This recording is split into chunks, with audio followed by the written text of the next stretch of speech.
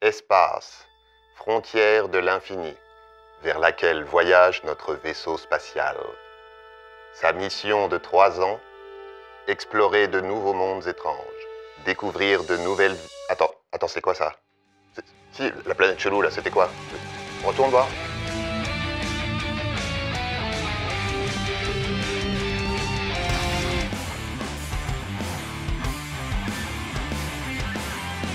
Et ouais, une mission de 3 ans. Un peu plus même, mais on va revenir là-dessus en détail après. Je vous l'avais promis, aujourd'hui, on fait le bilan et on tire les conséquences de cette belle aventure qu'a été le détatouage au laser. Alors, j'ai déjà répondu à pas mal des questions que vous m'avez posées, hein, genre pourquoi j'ai fait ça, machin, etc. J'en ai fait une FAQ, je vous remets le lien dans la description, mais aujourd'hui, on va faire le bilan. Et on va commencer par la fin.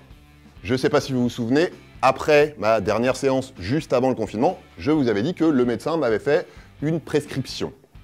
Il m'avait conseillé d'exposer la zone au soleil pendant l'été et de revenir le voir à la rentrée. Et comme je suis un patient extrêmement observant, j'ai fait comme il a dit.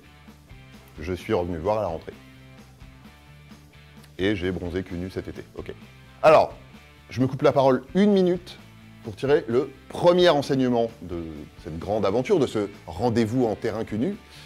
En vous montrant cette photo, j'ai bien conscience que je prends un risque. Parce que c'est le genre de truc qui m'a déjà valu pas mal de démonétisation ou de limitation d'âge pour nudité pendant cette série de vidéos. Des fois, parce qu'on voyait mes fesses.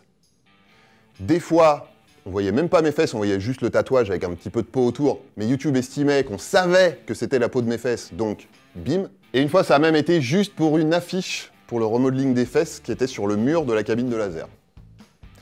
Mais bon, c'était pas ça le plus épique de l'histoire. Donc je suis retourné voir le médecin et il m'a annoncé la grande nouvelle. C'est fini. Ah, je vous cache pas que ça m'a fait quelque chose, hein. Ça m'a fait comme une espèce de bouffée de mélancolie. Même pas une dernière séance pour la route, rien. Non, le médecin il a été formel, le laser a fait son job, il n'y a plus rien à en tirer, c'est fini, on plie les gaules. Voilà, ça s'est fini comme ça, après plus de 3 ans. Oui. Après plus de 3 ans. Pour parler un petit peu de date, faut se rappeler que cette histoire, ça a commencé en décembre 2016, le 2 décembre 2016 exactement, puisque c'est la date à laquelle Julien et Ama m'ont fait le fameux tatouage. J'en profite pour les saluer, d'ailleurs, parce qu'ils sont hyper sympas, et je vous remets le lien vers leur compte Instagram dans la description de la vidéo, parce qu'ils font pas que des têtes d'Hanouna, évidemment, ils font plein de trucs super aussi. Le détatouage, ça a commencé en février 2017, dans le premier centre, avec un laser Q-Switched. J'ai fait 7 séances là-bas, avant de décider de changer de technique, parce que je trouvais que ça traînait un petit peu. Donc en juin 2018, je passe au laser pic au chour, et 14 nouvelles séances plus tard, et quelques jours à me faire griller la couenne au soleil, nous voilà en septembre 2020. Donc entre le rendez-vous de tatouage et le dernier rendez-vous chez le médecin, il s'est écoulé exactement 3 ans et 9 mois. 3 ans et 9 mois. Vous vous rendez compte de tout ce qu'on peut faire pendant ce temps-là ? Normalement, vous vous en rendez compte parce qu'on en a parlé dans la dernière vidéo. Et si on compte le temps qui s'est écoulé entre la première séance de laser et la dernière qui a eu lieu là en mars, juste avant le confinement, eh ben ça fait 3 ans et 1 mois. Donc de toute façon, plus de 3 ans. Bon, et puisqu'on en est à parler chiffres et à faire des calculs, on va passer à l'addition, la douloureuse. Donc j'ai fait 7 séances de Q-Switched à 150 € la séance, plus 14 séances de pic au chour à 300 € la séance. Et ça nous fait 5250 €. Eh ouais, 5250 €. Ça pique un peu quand même, hein. Mais alors, du coup, est-ce que ça a marché pour ce prix-là? Eh ben, je vous propose de voir ça tout de suite.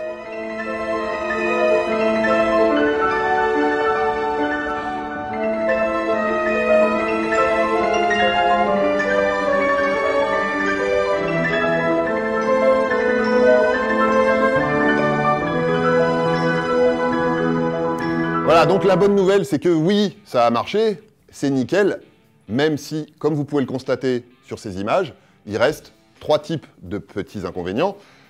Une espèce de cicatrice à cause de l'aiguille quand je me suis fait tatouer, une zone un petit peu plus claire qu'on appelle de la dépigmentation qui est liée au laser, et une zone un petit peu plus sombre qu'on appelle là pour le coup de l'hyperpigmentation et qui est liée aussi au laser.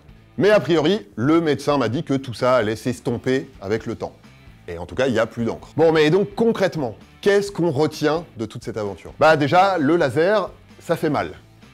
Alors, une séance, c'est moins long que la séance de tatouage originale, mais ça fait beaucoup plus mal. Donc, demandez une ordonnance pour de la pommade anesthésiante, ça marche hyper bien. Alors, il y a des centres qui font aussi des injections d'anesthésiant, ça, je vous laisse voir, c'est à vous de choisir. Mais en tout cas, demandez une anesthésie. Souffrir pour rien, il n'y a absolument aucune gloire à tirer de ça. Ensuite, se faire retirer un tatouage, ça peut être long. Alors, en ce qui me concerne, ça a pris 3 ans. Ça reste un cas individuel et les 2 médecins que j'ai vus m'ont dit que d'habitude, ça allait beaucoup plus vite. Mais quand même, la preuve est que ça peut prendre 3 ans. Et encore, le mien, c'était juste des tracés. Il n'y avait pas d'ombre, il n'y avait pas de remplissage et il était tout noir. Normalement, c'est un pigment qui est facile à faire partir. Un autre truc, au début, le médecin va vous donner une estimation du nombre de séances nécessaires pour faire partir votre tatouage. Alors, c'est juste une estimation, hein, soyez bien conscient de ça. Moi, le premier médecin, il m'avait annoncé 6 séances. Et au final, il en a fallu 21. Donc peut-être prévoyez un petit peu large au niveau du budget, on sait jamais.